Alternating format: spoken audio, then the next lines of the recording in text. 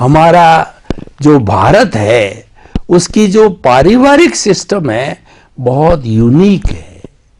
पूरे विश्व का आप दौरा कीजिए और जो हमारे यहाँ जो शादी की जो व्यवस्था है, और ये 7 फेरे नहीं है, ये 7 जन्मों का साथ बताया जाता है, और एक दोनों ही मिलके प्रतिज्ञा करते हैं। और अर्धांगिनी यहां तक बताया गया है कि भगवान शिव का जो चित्र है उसके अंदर आधे भाग के अंदर पार्वती है और आधे भाग में शिव है, यानी स्त्री बिना पुरुष अधूरा, पुरुष बिना स्त्री अधूरी। और नारी की इतनी महिमा की गई, मैं उसकी गहराई में नहीं जाना चाहता हूं।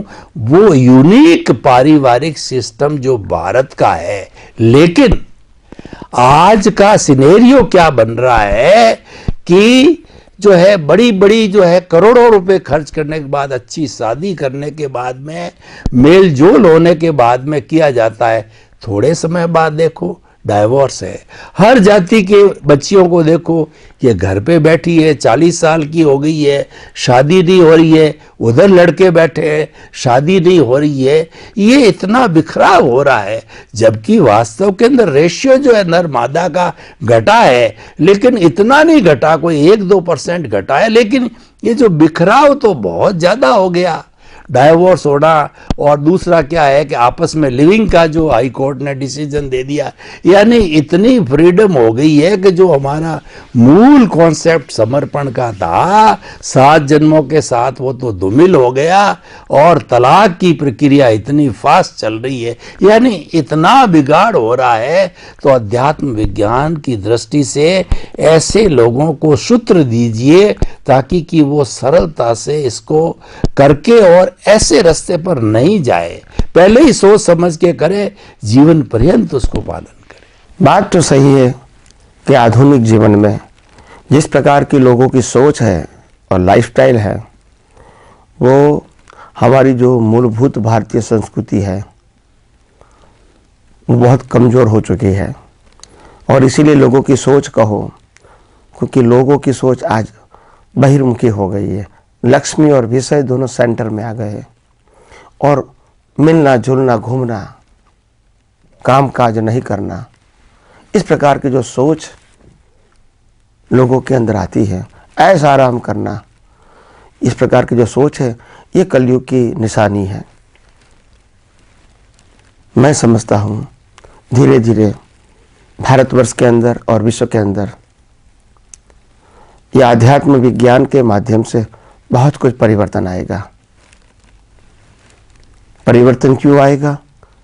क्योंकि लोगों को लगेगा जैसे जैसे विज्ञान लोगों के पास जाएगा, लोग भले ही पूरा विज्ञान न समझे, थोड़ा बहुत हिस्सा इसका समझेंगे और अपने जीवन में इसको प्रयोग में लेंगे, तो मैं मानता हूं अवश्य ही उनके जीवन में या उनके दृष्टि में परिवर्तन आएगा ही। प्रश्न ये नहीं है कि कितने लोग ये विज्ञान से मोक्ष में जाएगा। प्रश्न ये नहीं है कि विज्ञान कितने लोगों का भला करेगा। प्रश्न ये है कि विज्ञान में जितना पावर है वो पावर इनफाइनाइट पावर है, और वो पावर हर समय काम करता ही रहेगा, कम या ज्यादा। मगर ये विज्ञान जहां तक जिंदा रहेगा ये भारतवर्ष के अंदर, तब तक लोगों के पास ऐन कैन प्रकार के ये विज्ञान जाएगा। लोग उनको सुनेंगे, समझेंगे, अनुभव करेंगे और उनका लाभ भी लेंगे, चाहे सामाजिक जीवन के अंदर और चाहे आध्यात्मिक जीवन के अंदर वो लाभ ले सकेंगे। तो उसमें कोई दो राय नहीं है कि भाई लाभ होगा या नहीं, या कितना होगा। मगर ये बातें खास तौर से जो अनुभवी ज्ञानी है उसके विजन में 24 आवर्स होती है कि हम इस दुनिया को बदलने के लिए नहीं आए, हम लोगों की दृष्टि को बदलने के लिए आए हैं। और ये हमारा नम्र प्रयास है। जिसका जिसका भाग्य होगा, प्रत्यक्ष रूप से हम निमित्त बन सकते हैं, प्रत्यक्ष रूप से नहीं बन सकते तो परोक्ष रूप से ये हमारे साइंटिस्टों के माध्यम से भी जीवन परिवर्तन हो सकता है। इसके अलावा मीडिया जो है, जिसमें किताब कहो, जिसमें यूट्यूब कहो, जिसमें चैनल कहो, अलग अलग प्रकार की, इसमें जो आ चुका है और आ रहा है और आगे भी आता रहेगा। ये भी लोगों की सोच दृष्टि बदलने में सहयोग करेगा ही और आगे भी करता रहेगा। मगर हमारा काम यही है, सिंसियरली बातें एज इट इज सिंपल भाषा में सामान्य उदाहरण के साथ बताने की जितनी भी हम कोशिश करेंगे, मैं समझता हूँ लोग तो मानने के लिए समझने के लिए तैयार है। पढ़े लिखे लोग, एजुकेटेड लोग, थिंकर पीपल ये कई अवतारों से ढूंढ रहे हैं कि आखिर इसकी इतनी सारी पावरफुल ज्ञान होने के नाते, और ये कंट्री के अंदर तो ये तो बहुत सारे साधु संत सन्यासी योगी ज्ञानी, केवल ज्ञानी, तीर्थंकर, वासुदेव चक्रवर्ती ऐसे महान लोग यहाँ पैदा हो चुके हैं और उसकी अनुभूति और पावर्स भी बहुत पावरफुल था। तो आखिर वो कहाँ चला गया? आज लोग धर्म के माध्यम से ये सब कुछ ढूंढना चाहते हैं मगर नहीं मिलेगा, क्योंकि है ही नहीं। जिनका जीवन ही किताबों के माध्यम से है उनका लेवल कितना होगा? जो खुद एक्सप्रेस करता है कि I have no experience so I follow the scripture. मगर ये अनुभव विज्ञान जो लोग जानेंगे, समझेंगे, उपयोग करके अनुभव करेंगे, वो खुद कहेंगे कि नहीं, ये विज्ञान वास्तव में अनुभव करने के लिए। आज तक हमने जो ज्ञान जाना वो नॉलेज के लिए जाना और क्रिया के लिए जाना, अनुभव के लिए नहीं जाना था। जो भी ज्ञान जाना, जब भी ज्ञान जाना, या तो अपनी समझदारी बढ़ाई और इसको हमारे व्यवहार जीवन में क्रिया के रूप में कैसे उसको फॉलो किया जाए, यही मानने का हमने प्रयास किया।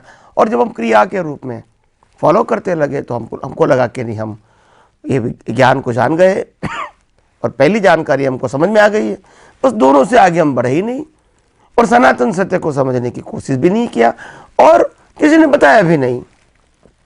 तो मेरा मानना है कि ये विज्ञान भविष्य में बहुत कुछ काम करेगा। पावर ही विज्ञान का है, ये पावर मेरा नहीं है, मैं तो उनको प्रेजेंट करता हूँ। मगर जिस प्रकार से विज्ञान का पावर है, वो पावर को जिस प्रकार से मैं अनुभव कर रहा हूँ, मैं मानता हूँ इन फ्यूचर लाखों करोड़ों लोग ये विज्ञान के पीछे पागल बनेंगे। दुनिया के हर धर्म गुरु इनको अपनी भाषा में समझने की कोशिश करेंगे और अपनी भाषा में लोगों के सामने पेश करने की कोशिश करेंगे। और यही विज्ञान का इम्पोर्टेंस है, क्योंकि मैंने पहले भी कहा था, आज भी कहता हूँ और भविष्य में कहता रहूँगा, विज्ञान न किसी का था, न किसी का है और न किसी का रहेगा। विज्ञान खुद ही सनातन सत्य है के सिद्धांतों के ऊपर आधारित है और इसीलिए इसका कोई क्रिएटर नहीं हो सकता है, कोई मालिक नहीं हो सकता है।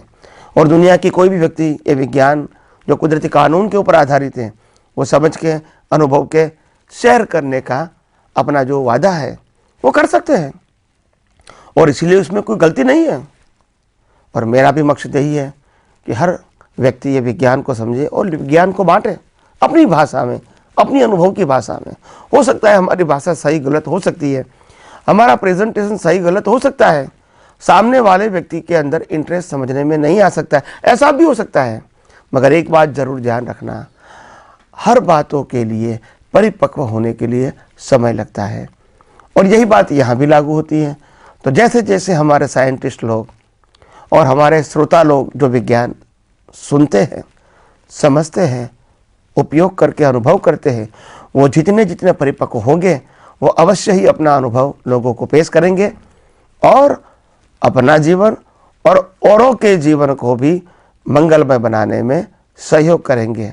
तो आइए हम सब यही आध्यात्म विज्ञान को परिपक्वता के साथ समझने की, उपयोग करके अनुभव करने की कोशिश करें और लोगों को शेयर करने की कोशिश करें, ताकि हमारा जीवन और लोगों का जीवन भी मंगलमय बने और अपनी दृष्टि को और ज्ञान दर्शन को बहुत विशाल बनाए।